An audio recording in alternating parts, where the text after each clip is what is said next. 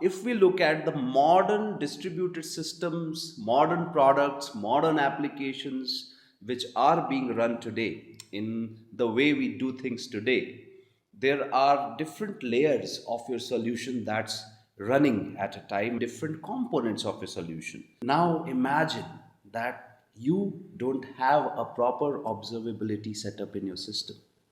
Then what will happen? Hello everyone, Namaste. Welcome to Godspeed Lightning Talks episode 3. In today's episode, we are going to talk about a very important thing called observability. This is going to be a 2-episode series. In the first one, we are going to cover the concepts of observability, why is it important, and what is observability, and what is open telemetry standard, and what happens when we have full observability in a system, and going through the 6 pillars of observability. In the second episode, we are going to talk about more in depth of open telemetry standard, and then as well more in depth of the open source alternative called Grafana and its whole ecosystem for observability. And we will also see that how Godspeed service emits open telemetry signals and seamlessly integrates with Grafana, giving you a walkthrough of how things look like in Grafana as well. So let's start with the first one. So by observability means being able to see what's happening inside your live production or development or UAT environment, but effectively what's happening inside your environment. Being able to see the outputs of your system, and from those outputs being able to figure out what's happening inside of your system is called observability. Now, if we look at the modern distributed systems, modern products, modern applications which are being run today in the way we do things today, there are different layers of your solution that's running at a time and different components of your solution. So the bottommost layer is your infrastructure layer. On top of it sits your platform layer. Platform layer could include your Kubernetes cluster, it could include your Kafka setup, it could include even your observability and monitoring tools setup, and it could also include your CI and CD environments that have been set up, the software used to do CI CD. So all of this, along with other things like maybe proxy, they all set up your platform. On top of the platform comes the next layer, which is your application and your business layer, right? So within that, you are constantly deploying your services, you are scaling your services, and you are serving your customers. Now imagine that you don't have a proper observability setup in your system. Then what will happen? If a thing goes wrong, and you will most probably not even know till a customer reports an issue. Number one, that's a bad user experience. Number two, after you have the issue, your team will say, you'll go to a developer, and developer will wonder, I'm not sure what happened just now. And then finally, when you're not able to find out the root cause of this problem, then comes another person in the team and they say, hey, tonight we go and we debug in the production environment. And therein starts a nightmare of going to your live production environment and starting to debug things there. And this is what we want to save you from by watching this episode on observability. With a proper observability setup, you can observe everything. You can observe your apps, your ops, your events, and your jobs. Then you can have optimized failure detection and troubleshooting. You can have optimized application delivery, availability, and performance. You can have a unified dashboard and reporting across all your apps. And of course, in the end, you can archive your old data after the retention period is over. There's a wonderful blog by Yuri Shcuro called The 6 Pillars of Observability. Please check that out. The 6 pillars are called temple. So traces, events, metrics, logs, profiling, and exceptions. Temple are the 6 pillars of observability. So, in order to know what is happening in your system, you ideally need all of these three for a fully comprehensive insight and overview, and also preemption of failures in your system, and preemptive uh, corrective measures that you can do to keep your service and your production going well. So, what is this temple? Let us start looking at it, right? So, I will start with, let's say, the first thing, the most ancient thing that always existed. The original thing was metrics, the M of temple. The metrics is about your application performance metrics and your system performance metrics, collecting the RAM, the CPU, the latencies, and all of these things like the errors, the requests, the successful requests, measuring everything, getting those numbers, getting those histograms, those counters is metrics of what you care to measure. Then the second one is logs. Logs is basically, whatever you have written down about your application state, your business logic, your workflows, plus all the software you are using it. The logs tell you about what's happening during runtime constantly. That's a very important data set and an old one. And after that came the new kid on the block. It's called traces.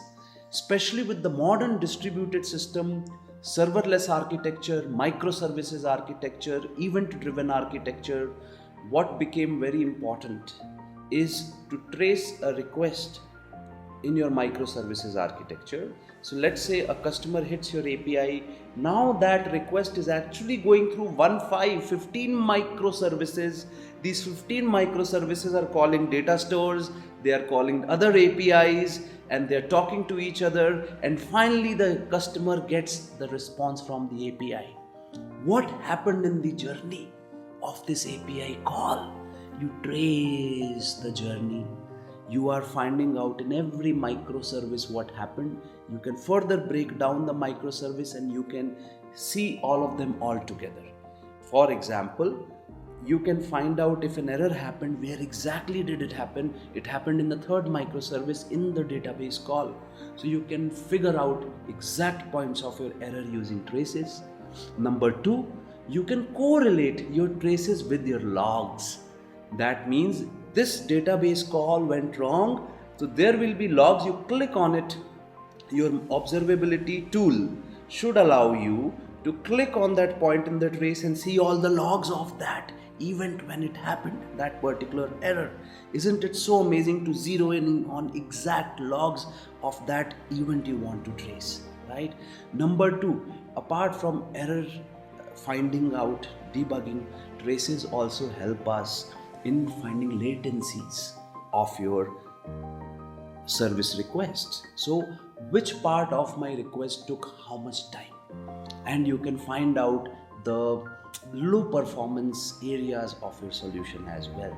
So these are the benefits of the traces. Then comes the other and underestimated kid on the block, which is events. So what is events? We confuse events with events happening in the other world, outer world, events that are being fired to us and we are consuming. No. Here by events we are meaning any changes that happen in your system. For example, a new deployment has taken place. Alright, that is a kind of event we are talking about. You are able to track that a deployment went properly. Because if your system is not behaving right, you need to find out, and it is possible maybe a deployment did not happen well. So these kind of changes to your system are being called events. And after that comes the next part, which is the profiling. It is the geeks tool out here now. It is for the geeks. What is profiling? We've all done profiling on our IDEs, right? On our IDE, we set up JMeter. We start sending hits to our services on the API calls, and then after that we start the CPU and memory profiling on our application, right? On our local systems we've done it, and we are able to see that within the entire call stack which functions are taking most time within the self, which functions are taking more cumulative time and CPU time we mean here, and also what is the memory allocation of my heap as well. So these kind of things also you can monitor in a remote observability backend. So imagine that profiles of your functions are also being collected, and whenever there's an issue you can simply go and check the profile of your application state right away without having to spin up anything special in your IDE. It's all prepared for you. Then the last part, the last pillar of observability is the very underestimated and forgotten part. It is the exceptions, and a very important part, right? So when we get errors, then we go to our logs typically, right? Imagine there was a tool which showed you your error stack, all right? And you see all your errors, same kind of error. If it happened in 100 places, you see them all collected in one place, that hey, this particular error with this stack is repeating 100 times. You can go now figure out what's happening, and amazing thing is it is again all correlated with your logs and traces. So imagine all of this together, the temple, these together, if you have it running for you, for your entire system, your platform, your services, let's say your serverless Lambda functions, and also your jobs running and different events, wouldn't it be so amazing? You'll always know what's happening. And on top of these 6 pillars is the last part which comes up. What is that part which we add in the end? That's called alerting.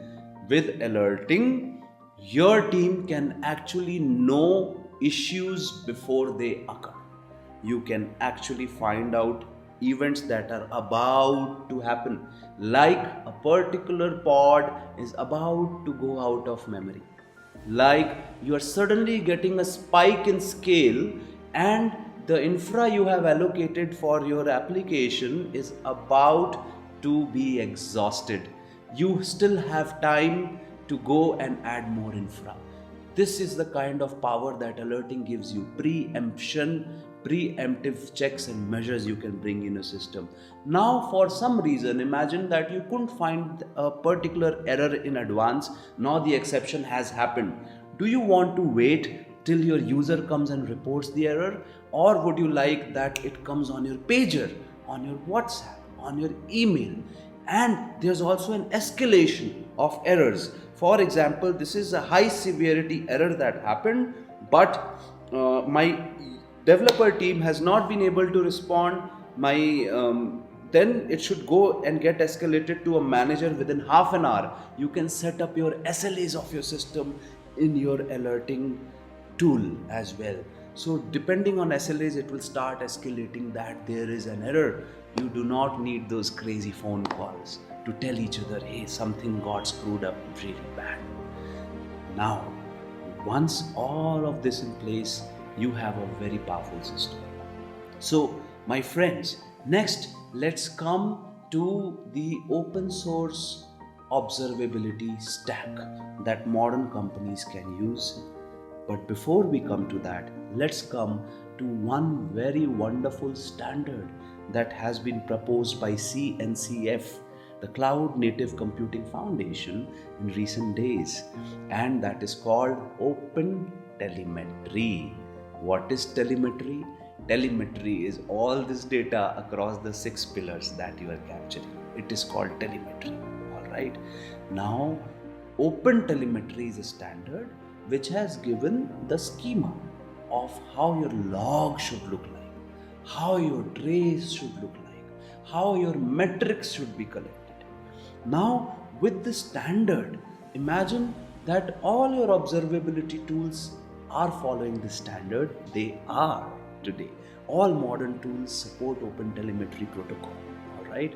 So if your applications start emitting signals in Open Telemetry format, you have a vendor independent implementation of telemetry and observability in your system.